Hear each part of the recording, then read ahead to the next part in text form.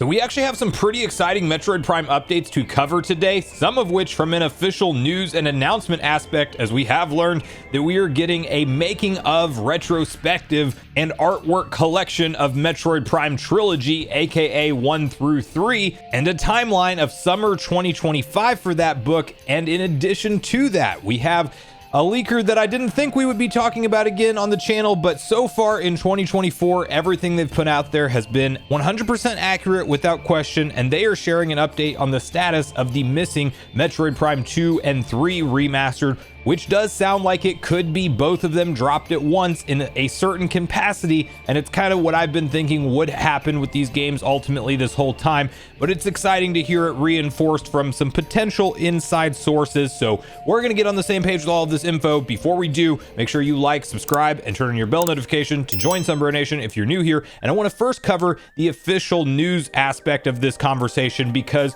one thing that is not in question is that there is a joint collaboration with Nintendo, Retro, and Piggyback, and they are bringing forward a Metroid Prime 1 through 3 visual retrospective, the official art and making of Metroid Prime 1 through 3. It says, delivered in collaboration with Nintendo and Retro Studios, this art book showcases concept drawings, sketches, and assorted illustrations from the Metroid Prime series. With an extensive range of behind-the-scenes, high-quality artwork, this hardcover anthology spans more than 20 years of Metroid Prime development and includes exclusive commentary from Nintendo producer Kensuke Tanabe, as well as the esteemed Retro Studios. Printed on premium sheet fed art paper, this book is stitch bound with a lavish cloth hardcover featuring an etched Samus metallic foil. And you just have kind of a high level overview where, yeah, it's going to cover Prime 1, 2, and 3, exclusive Retro Studios penned introductions to each games, dozens of the producers' notes, offers commentaries, insights, and anecdotes on the featured artwork, and it sounds like it's going to be pretty high quality when it's all said and done. $50 here in the US is the retail price. It does look like pre-orders are now live for this at the time of filming. It is the #1 bestseller in the video game art category, which is probably a pretty small category on Amazon, but nonetheless, July 31st, 2025 is just how long you'll have to wait to get this book. But while this is very exciting for hardcore fans and collectors, and I will be picking this up myself, it's not the game information, and the game information is very much what us Metroid Prime fans are waiting for, because if you're like me, you picked up Prime 1 Remastered right when it dropped in February of 2023, and you've just been waiting on the sidelines to see when, if at all, will Nintendo bring Prime 2 and 3 to the table ahead of Prime 4's launch, because the thought process has been, even if you want to dismiss leaks, rumors, and all of that, Nintendo has a title with the number 4 in it. Now, typically when you have numerical releases, you like to be able to play the previous ones fairly easily on modern hardware, and that's just not simply possible for Prime 2 and 3 as of late. Prime 1 Remastered was rumored forever from sources like Jeff Grubb and Nate the Hate, confirming that they had heard that Retro is absolutely working on the previous Prime games, and the belief was that it was all 3, and it might have been Prime Trilogy re-release. But then we of course saw Nintendo opt for a $40 price point and an individual release for Prime 1 Remastered, and they waited a lot longer than we thought they would to drop the game, but it was also probably in line with when Nintendo would ultimately be ready to bring and launch Prime 4, as you're kind of using these prior games and their remastered editions as marketing for the upcoming title. And now you have a source that once upon a time had a spotty track record, but they kind of went away for a long time, came back in 2024, and have just been absolutely spot on about everything that they've suggested so far, such as Emio the Smiling Man being a Famicom Detective Club game before that was revealed, Xenoblade Chronicles X Definitive Edition legitimately teased from her just a couple days right before Nintendo announced it, and then one of 2 different announcements that she has teased for the winter period has come true with Donkey Kong news, as we saw the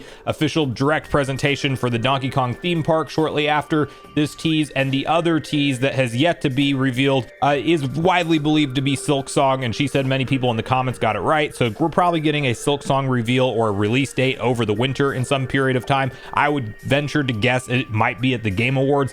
It also might not. That game is like, everybody's been waiting for it for so long, nobody knows where it's at, but I do think it's finally time, and this would put her at 4 of 4 with information in terms of 2024 and the track record. That said, while I'm optimistic that Samus Hunter does potentially have legit information going forward, they have also been known to mislead people in the past, and pass off information as if it was accurate, and it was not. So I am well aware of that, so we have to keep all of this in mind when we're reading through the following update around Prime 2 and 3, but it does line up with logically how I think Nintendo's going to ultimately approach this. As you can see the following, which reads, I'm looking forward to replay the entire trilogy on Switch before that, and she is referencing the summer 2025 tease for the book. About 2 remastered, I can confirm what Grubb mentioned. It was planned as a standalone release, but got moved a couple of times and is now planned for early next year, likely between Donkey Kong Country Remastered HD and Xenoblade X. Now our user is then asking her, is 2 and 3 bundled together or both still standalone? She says, so I knew that 2 and 3 had separate release times, but given how 2 got moved to 3's time slot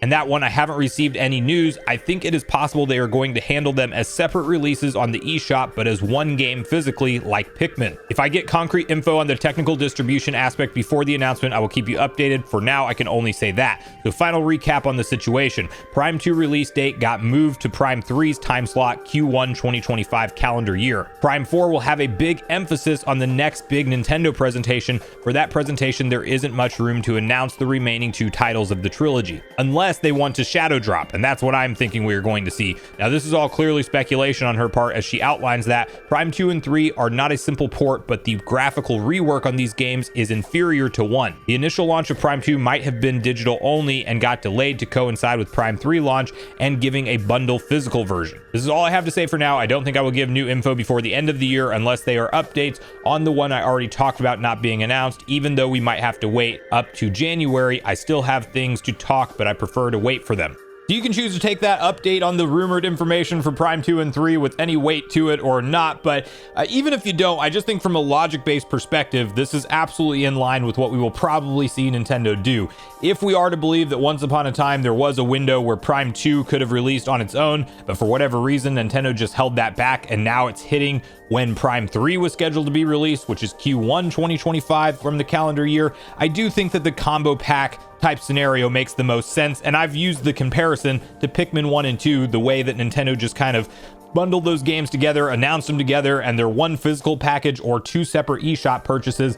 I think that makes logical sense for what they will do with Metroid Prime 2 and 3 to give us the entire franchise playable ahead of Prime 4. We also look at Nintendo's next year's games roadmap so far, and we of course know Donkey Kong Country Returns HD is January, and we have Xenoblade Chronicles X in March, but we have no February game. And could Nintendo announce something as soon as the Game Awards for a February game release? That's entirely possible. Would they show up with a Metroid Prime 4 trailer? That's also possible, but I'm not setting all my expectations on it. But because of Nintendo's history with Metroid Prime Remastered specifically shadow dropping that game as a February title in 2023, I think a bundle pack of shadow drop announcement for Prime 2 and 3 in February at a presentation makes a lot of sense. You can also tie it back to Pikmin 1 and 2 again, where they did shadow drop announce those games in terms of their digital release, because of course if it's a shadow drop announcement, you can pick it up on the eShop the same day as the announcement, and you have to wait a little bit to get the physical edition. But I think that is absolutely in play and something we can almost safely expect Nintendo to do at this point for these games, because I just don't think from a marketing perspective you want to sell a game that has a 4 in the title. They didn't remove and just call it Metroid Prime Beyond. It is still called Metroid Prime 4 Beyond. So you want to have all 3 games playable because it only makes sense. And I think Nintendo has spent enough money and resources at this point on Prime 4 that they are okay with doing anything and everything to get it to be more of a mainstream success and elevate Metroid to a higher level than it has ever achieved before from a sales perspective, and having the entire original 1 through 3 trilogy playable on the Switch, I believe factors into that. So this is exciting news for me. I don't know if we'll get any updates this year at the Game Awards time, or if we will have to wait likely until like that February time frame where we expect them to hold some kind of Nintendo Direct presentation. There's lots of craziness with Switch 2 rumors that we've been talking about as well, that maybe the console's geared up for a launch sooner than we're expecting, like as soon as March, which I don't even know how all that would play into it. It probably wouldn't, because it's just backwards compatible and you can buy it for the current Switch and still play it on the Switch 2 if that does come out. But what does that mean for the February Direct if there is one? We're gonna have to wait and see. Nintendo's very unpredictable at this time with their console transition year being upon us. So let me know in the comments down below what you ultimately hope we see Nintendo do with the release of Prime 2 and 3. And are you happy to hear things like there is still a visual rework on the graphics from this leak, although it is pointed out it's maybe not quite as impressive as Prime 1 Remastered? And do you think Nintendo would do something like a shadow drop announcement for 2 and 3 at the same time and then have that bundle physical edition together for both games? And do you have any hope at all for any Metroid Prime related news to take place between now and something like the Game Awards? Or do you think we will be waiting until February, around the direct time frame next year, before we get any further updates on the series? So make sure you share all your thoughts and feelings in the comments down below before you leave, regardless if we agree or disagree. Also make sure you like, subscribe, turn your notification bell. And with that, I've been Sunbro, you've been Nation. Thanks so much for watching, and I'll see you guys in the next video.